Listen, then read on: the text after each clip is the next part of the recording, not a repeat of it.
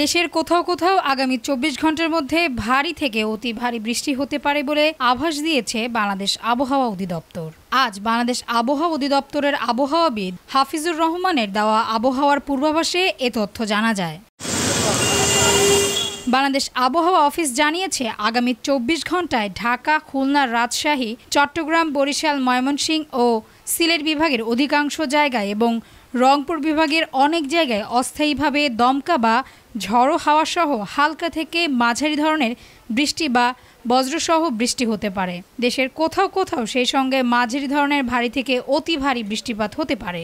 সারা দেশে দিন ও রাতের তাপমাত্রা পরিবর্তিত হওয়ার সম্ভাবনা নেই।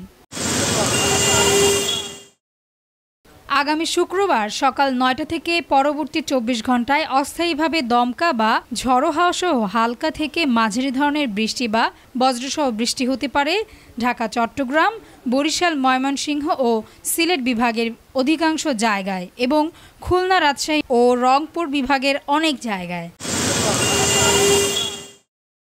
তাসনৌবা ঐশী, ডেস্ক রিপোর্ট, ভোরের পাতা।